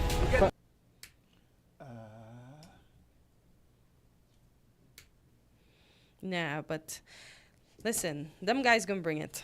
From tonight onwards, they're gonna bring it. Okay, here we Mhm. go. I don't know what happened to me today. Anyway, here It's we not go. you, it's We will not technology. get better as a test playing side until the paying public and the media that covers the West Indies team accept where we're at. And once you accept where we're at, then you realise we have to play Tier 2 cricket. I'm all in favour of it. We will never learn to win until we play teams around us and beat them first. I would get more excitement out of seeing us play Ireland, Bangladesh, Zimbabwe, Sri Lanka, Pakistan, Afghanistan, and until we learn to play and beat those sides, why are we playing Australia? Why are we going to India in a few months to get licked down? There's no purpose to it. I like how But we're not going India to get licked down. Going to get licked down? You see, I like how us, the media, are putting all these things out there. I find we are giving them momentum. I hope they take it in stride and notice that we are doing all these things for them to work harder and do better. And as I said, from tonight, I expect nothing but the best going forward, because they're going to play Nepal soon. And they have to play Pakistan soon as well, as he said. So let's wait and see. As he said, we need to beat those before we go and play with the big boys, as it's looking like that's what he's saying, or the big leagues. Yeah, so, that is what he's saying, and I agree. Mm-hmm. Yeah. So West Indies, come on. We beating the Australians, although they think we can't do it right now. You know your girl rooting for y'all. We beating them tonight. We beating them on Friday. We beating them Saturday. And we licking them out Monday. We sending them home bawling, crying, all in one. We will make sure we beat them. You sound very braggadocious. Anyway, we have a call. I have to work for my West Indies, man. We have a caller. Good Hello, morning, caller. You're live on Island T. Good morning. Hi. West Indies' problem is not skill, is not talent. We used to play cricket as a people. We was black people. Mm-hmm. And when we go out to play, we know then that we had something to prove. Mm-hmm. We played for pride. Mm-hmm. It wasn't money, glory, and fame. Vivi Richards and them man stamp with name, bring respect. We used to say, maybe never right, but when Roberts and Holding Ball, we used to say, lick him down. Yep. It wasn't games. It wasn't sports. It was pride. West Indian pride, Kitchen pride, black man pride. We were animals. We were like, in England when they say they're going to make us grovel. And we went out and showed them who will grovel. Because they did grovel. We need to instill in our players that sense of pride. Yep. When England go up against us, what do you think they're playing for? Money? It's bragging rights. They play to dominate. We go with bat and ball. We playing games. We, with the attitude, is the mindset, is not the skill. Until we change the mindset, we will continue to grovel. Have a good day. Yeah, Thank you, caller. I agree wholeheartedly, 100% with that caller. It's about pride. It's about, look, and when he spoke about that England, look, the English captain actually said he was going to make us grovel. And when West Indies was done with him, he was on his, he actually groveled, you know. He was down on his knees. Yeah. He was actually, the video showed him down on his knees, groveling, begging for mercy. And now this is what the best we can give. It comes down to pride. It definitely does. So guys, gentlemen, I hope you're listening wherever you are. This is the Fuller Energy Tour, so you had to come full of energy. You had to come to win. See, it's taking no loss, you know. So come to win. We come in with we noise makers. We come in with we flags. As I said, look for me. Hopefully I get Quinn to go. We come in with we rags. We come in to support. So we need you to work hard. Restore the pride that the nation, the Caribbean nation, the world once looked at us in awe because we were full of greatness. We did it over and over.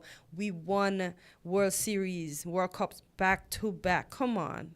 We can do this.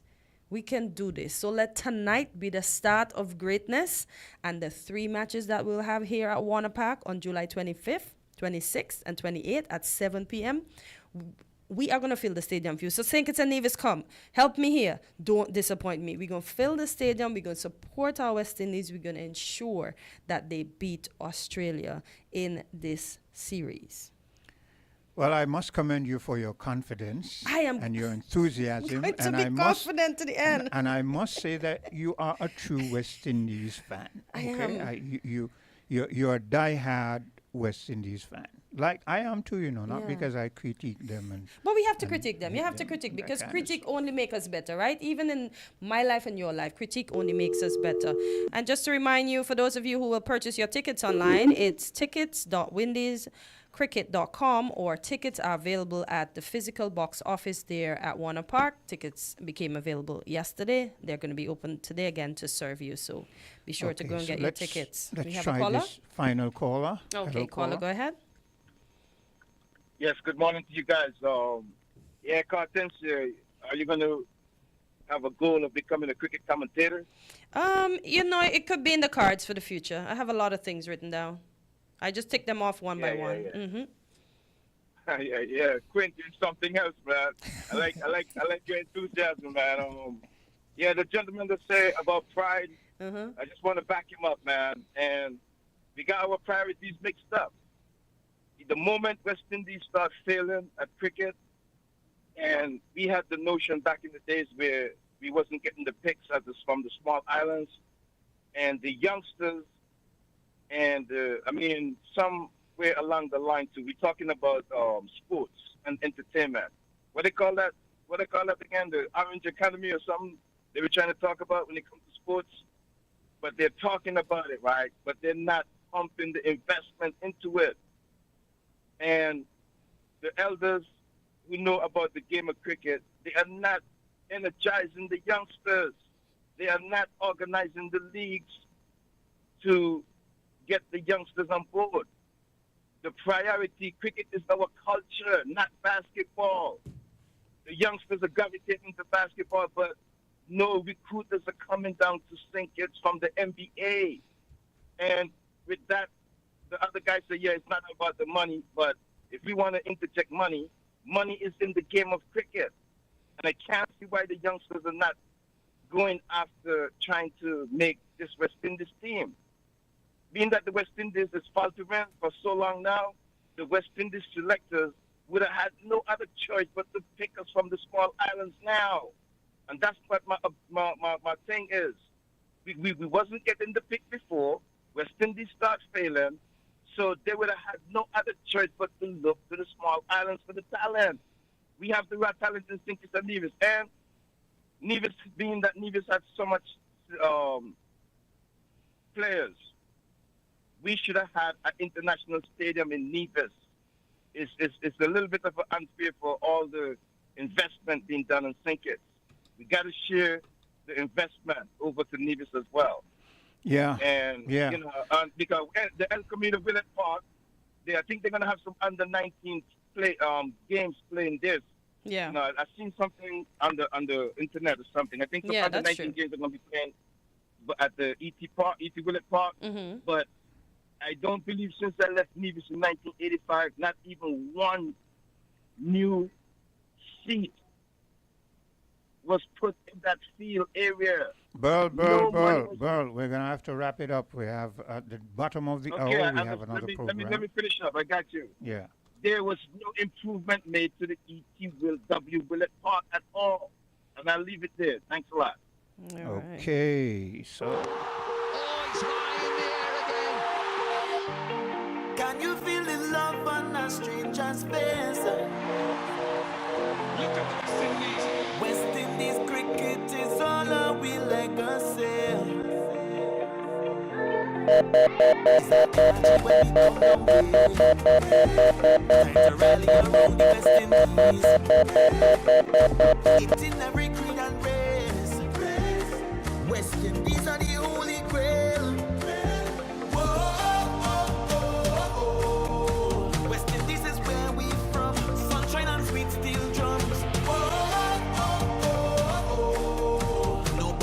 stop, we might. When the West Indies unite, everybody charge up. West Indies going high up, full of energy, energy. Everybody charge up. West Indies going high up, full of energy, energy. Whoa, yeah, yeah, yeah. Where we come from, six is red in dough. Yeah, yeah, yeah. Where we come from, ignite the whole stadium. Look around, is all aware. Jumping up as from Malaya. Tell the bad vibes not today. West Indies full of energy. Look around, is all aware. Every hand up in the air. Tell the bad vibes not today. The West Indies full of energy. You know where my heart is. I'm a proud West Indian. When we reign in the 60s, we hear up the stadium. Win, lose or draw, we celebrating. Cricket is the game we love. A smile on every face, representing where we from. Cause there's our energy when we come down here. Time to rally around the West Indies. It's in every creed and race. West Indies are the holy grail. Whoa, West Indies is where we from.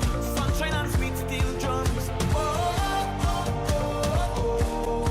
no boundary could stop, we might. When the West Indies unite, everybody charge up. West Indies going high up, full of energy, energy. Everybody charge up. West Indies going high up, full of energy, energy.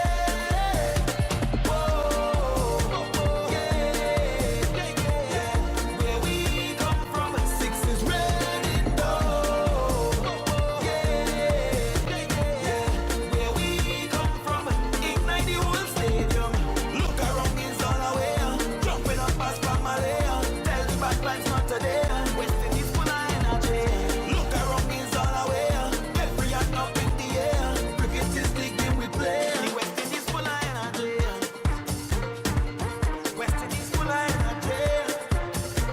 Whoa, we full of energy. Look at energy in the place. Energy when we play. Energy all around.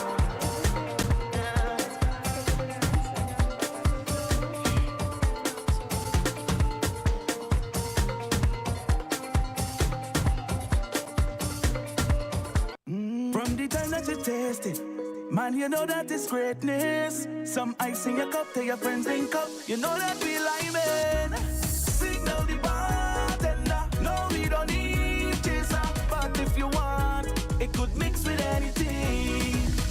We drinking Stones ginger wine, the original ginger wine. We drinking like I say, Stones ginger wine. Greatness is forever.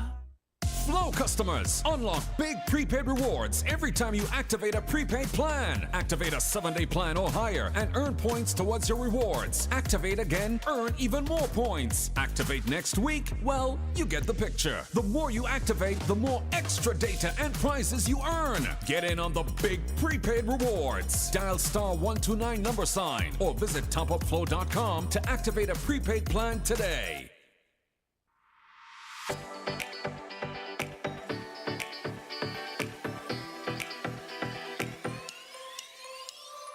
Rams the good food people, always there to serve you. Rams the good food people, locations right near you. Rams the good food people, in-store specials for you. Rams the good food people. Rams. When you need better service, Rams is always here.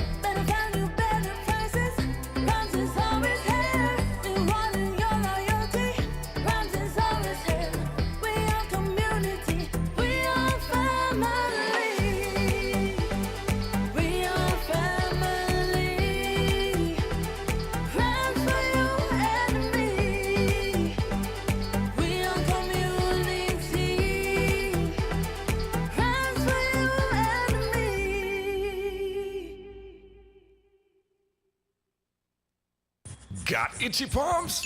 That's a sign. Money could be coming your way with Scratch and Win from Caribbean Lottery. It's the easiest way to win instantly. No waiting, no fuss. With tickets starting from just $2 up to $20. Win over $35 million in prizes. The higher the price, the bigger the prize. So scratch today for your chance to win up to $200,000. Available at Caribbean Lottery agents island-wide. Must be 21 years and older to play. Welcome to Island Tea with your faves. Keep it locked in with us for your daily dose of hot tea only on Win Media 98.9. And we are back here on Island Tea, and in studio with me I have the lovely Zara Jacobs, and today we will be speaking on the topic of mental health in the workplace. Zara, good morning. Welcome to the studios of Island Tea. How are you doing today? Good morning. Thank you so much for having me. I am Our doing pleasure. mostly okay this morning. Mostly okay. So we're going to get better later. Or maybe not. That's okay too. Oh boy. Oh boy. So let us dive in right into the meat of the matter.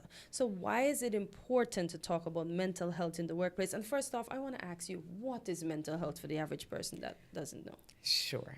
I say this so many times. Mhm. Anyone who's heard me talk, they're fed up of saying this, hearing this, but mental health is about balance in all aspects of our life. We were just talking off air that usually when people hear about mental health, they say, mad people, crazy, psyche ward. Those are the things that come up initially.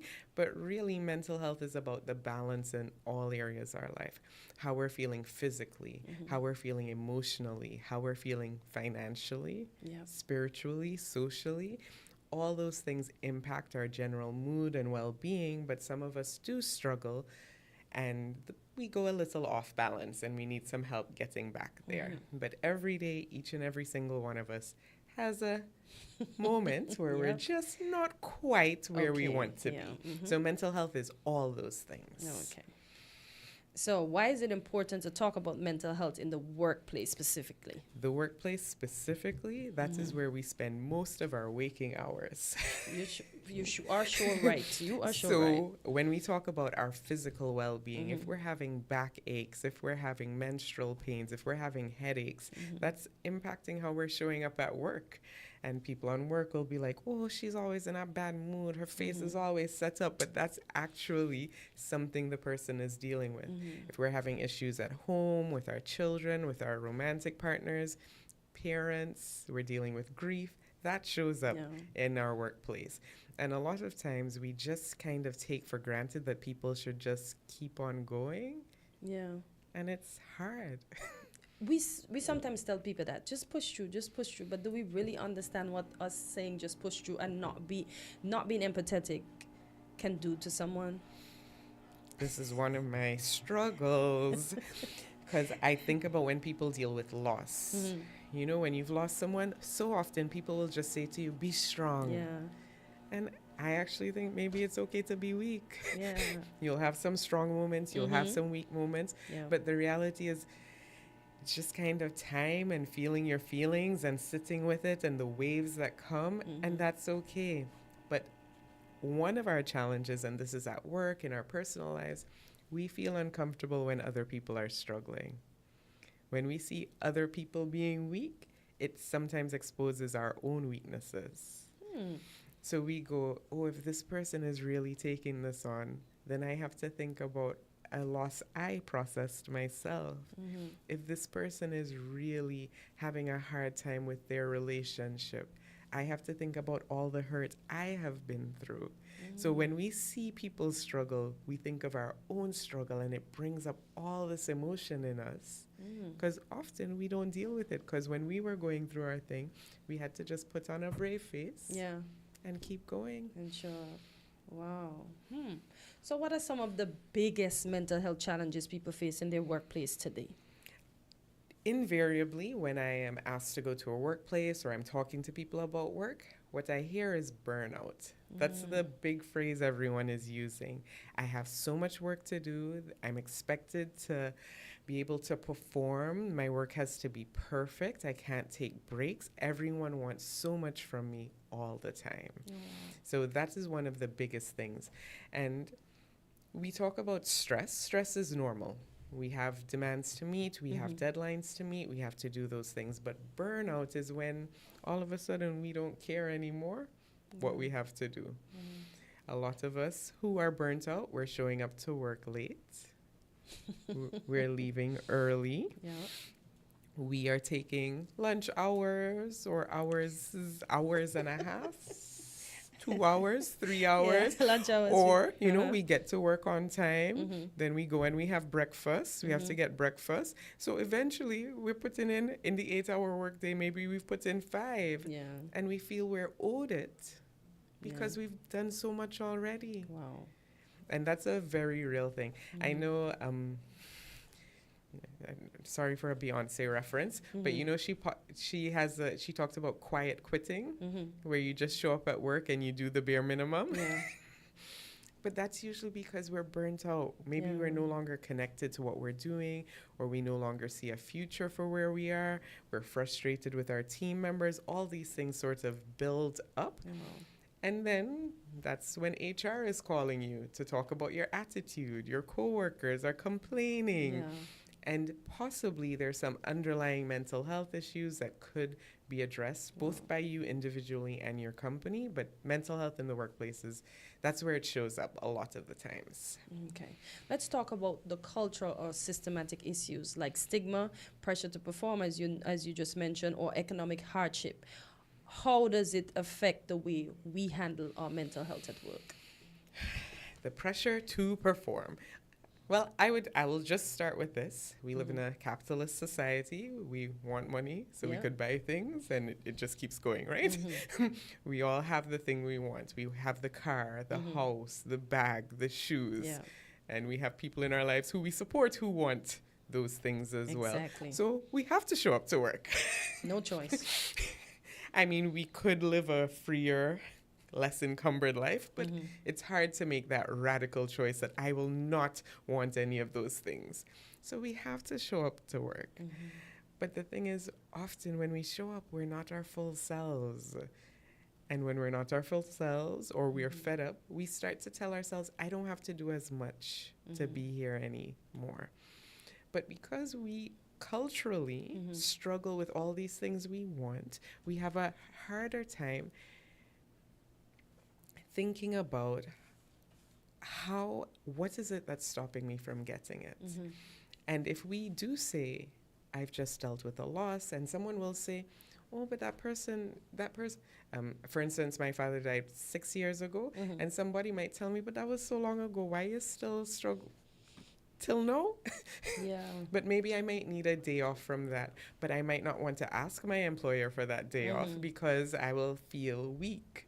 Or I'll think that they're going to say, oh, something's wrong with you. How come you're still having that problem? You know, I've often wondered how individuals like yourself who are in a particular field that deals with people on a daily basis, especially emotions, how do you cope? Because like you said, it's sort of a mirroring, because when you see people go through things, it sort of makes you do some inflection and say, well, wow, what if I were to go through that? Or perhaps remind you when you went through that.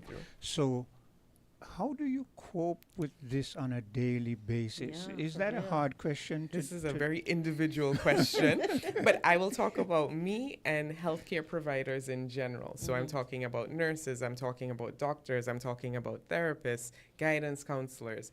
Sometimes even in those practitioners, you see compassion fatigue because every day you deal with a sad story. Yeah. It's never something over the moon. It's rarely something joyful, but every day you deal with sad stories. Think about nurses at the hospital who are dealing with so much death every day. Yeah. And sometimes you'll hear things like they're not caring, but they've seen it so often. It's just like rotation for them. So the compassion sometimes goes out, and that's what we call compassion fatigue. You are tired of having compassion for people. And that's usually a sign of burnout, right? You've been doing this work for so long that the impact of what people are going through isn't registering in the same way. And when you have compassion fatigue, you lose empathy. You're not as soft, you're not as delicate. And I think about all the people who sometimes complain about the service that we get, but those are people who are just tired. Yeah.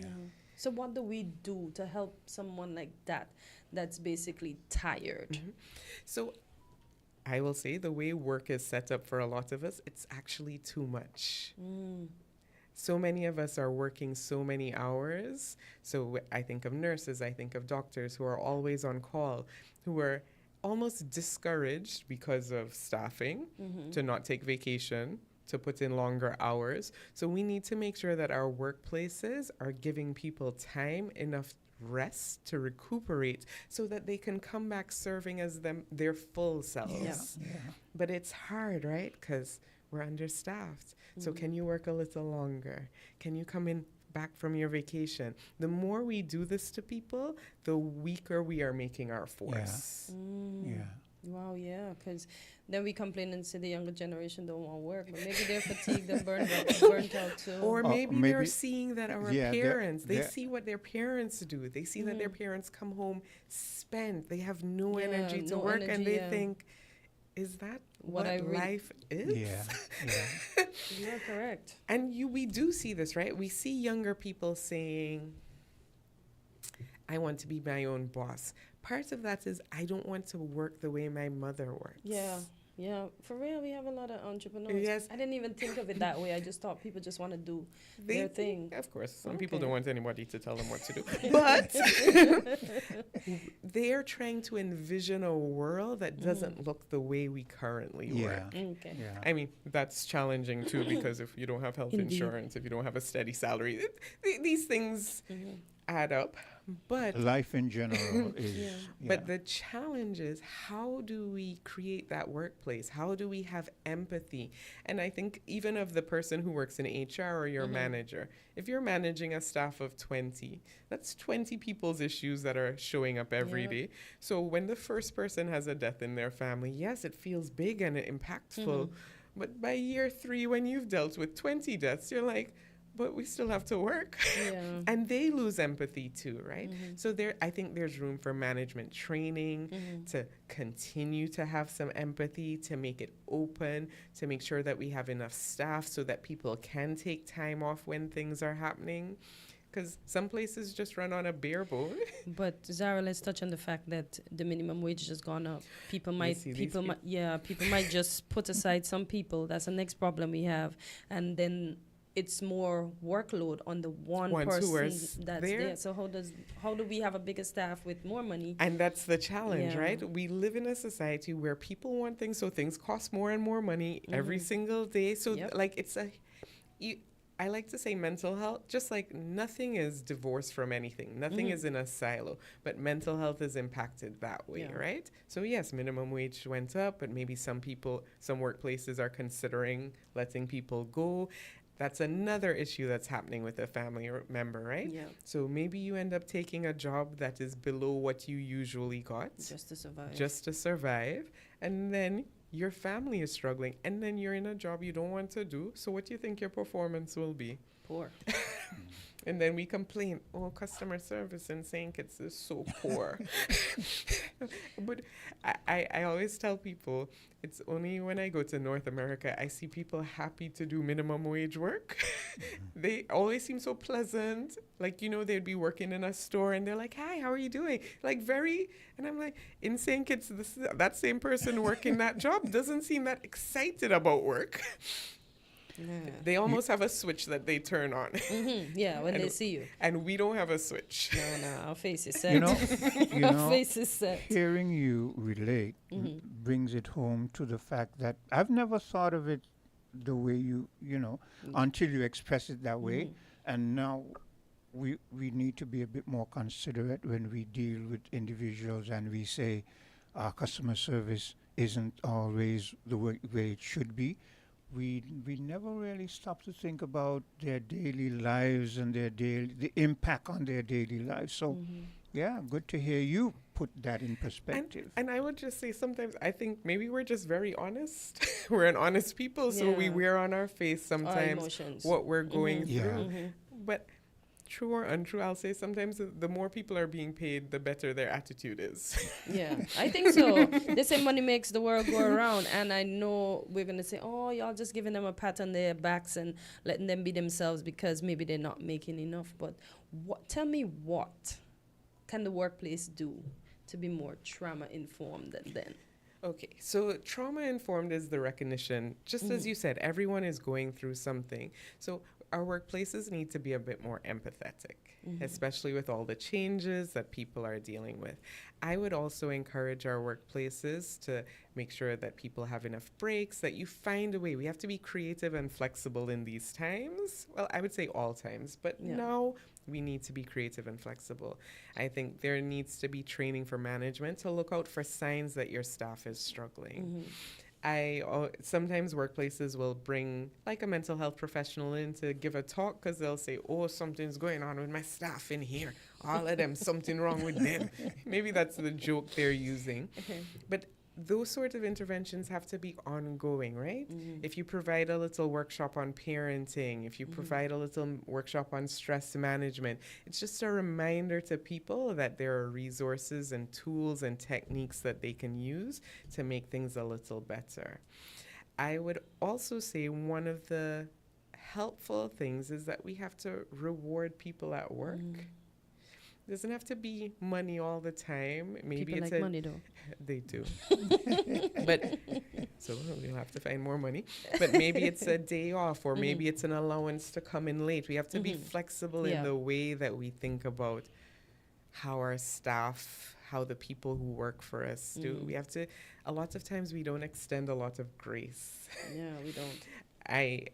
A major thing, and this is mixed for some people, is your workplace should encourage physical wellness to some degree, right? So do you all have if your workplace is super fancy, maybe you give people gym memberships, or maybe you have a walking club, something that promotes or incentivizes, people health. to doing well. Maybe your workplace, and some places do this, maybe they pay for you to do a class so that you can better yourself, to feel good about yourself, to think that there are more options and opportunities available to you. Benefits are a great way. This is a trickier spot. Insurance. A lot of times insurance might pay for medication for mental health issues, but it wouldn't pay for counseling.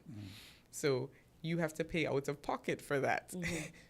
After a while, that's just not something most people can do. Or people find sexy enough to continue doing it. It's just not attractive. So those are different ways that workplaces can do it. I mean, as I say all of this, I will also say work is not everything. When you say work is not everything, break that down for me. A lot of us sometimes feel like our only value in life is what we do and how much we make. But we need to make something to survive this life. Yes. Because if we have to visit you, then I need to have something to pay you. Because as you rightfully say, they're going to cover one but not the other. So how do I not look at... Well, work shouldn't be everything, but we have to figure out, do we also have meaning in other areas of our life? Yeah, for instance, extracurriculars. It makes, as you speak, it reminds me when I was a young person and I worked in a place called Caribbean Shoe. And for us as a Caribbean people, it was kind of like weird for us because we would start in the morning, and then there was a mid-morning break, and then you would still have lunch break, and then after the midday you would have a mid-afternoon break before you finish this is work. Primary school. And this is what I realized after a time, is that because the work was so strenuous, they gave you moments where you could break away from the work, do something, maybe have a little snack, have a little conversation, then come back a bit refreshed. But that wasn't the way we did it here. That's the way they do it out there, because they're thinking about getting you in that better frame of mind for work. Now, in terms of extracurricular, me and Cartencia have had that discussion. I am an electrical engineer. For me, when I get here, I work. When I finish, I'm home. At home, I play music, I do art, I do those other things, and I'm a introvert, they call them, right? So you recharge by yourself. Yes. Yeah, and that is what you're speaking to. But some of us, we're only working. We're not thinking about our family life. We get home, we go in our room, we close our door, we watch our TV, and that is it. Yeah, that's our break.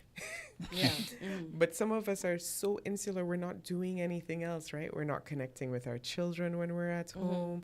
We're not reading anything. We're not going outside. We're not listening to music. We're not going to cricket. Like somebody calls us to do something and we say, no. I'm tired. And sometimes we are tired, but sometimes we have to do something other. So sometimes the only thing we get up to do is work. Boy. So I know you spoke about you continuing to mourn, and it's funny, this morning when me and my husband was praying, I spoke about that, even to help the folks that continue to mourn, because I know it's a process. People could be mean and say, oh, it's been 6, it's been 9, it's been 10. You can't tell people when to stop mourning. And I realized that from a very long time. And as I stopped doing, as well as telling people you're going to be okay as I get older, because nobody's going to be okay. Stop it. Especially when somebody dies. So how should a workplace react to that in terms of somebody as they continue to mourn? Should they just get the day off when it's that time? Should they get a week off? And what does a healthy workplace look like when everybody's functioning in their full mental capacity? Okay. All right. Well, I would love to be back to talk about grief in general. Sure. But I would just say a workplace where everyone is centering means that everyone is given a little grace. Okay. And that means we also have to have grace for our coworkers, because sometimes we can't take a full week off. Sometimes maybe I can come in and help with this, or I can do something from home, a little flexibility. Some workplaces have 2 days off in initial times. But grief is so personal. Yeah. And other people don't grieve the way we grieve. Exactly. And we take our time, and it just takes time and days, and not saying everything will be okay, but my biggest advice to people is try and make sure that you are creating memories and building life outside of it. Because some of us, we center our whole life on grief. Yeah. It becomes our personality. Yeah. And so finding some ways and some grace that way makes a big difference. But I'm happy to return to talk all about grief, because everyone has lost someone. Yeah. And we can all do You're that. welcome to do so whenever Yes. you please. Whenever you please show up. And that's where we have to close out for today, or that's all right. Well, Zara, the pleasure was ours. I enjoyed the conversation, and as I said, I look forward to seeing you when next you come to our studios. Call us anytime. We'll make it happen. Okay. Right. Thank you so much for having me. Our pleasure. We're different. We're 98.9. 98.9. Win FM. Say kids and neighbors, it's time to celebrate! We're raising our glasses and saying cheers to 20 years as your trusted telecommunications provider. And because we love our amazing customers, we're giving you the chance to win! Every week, we've got exciting prizes just for you. And that's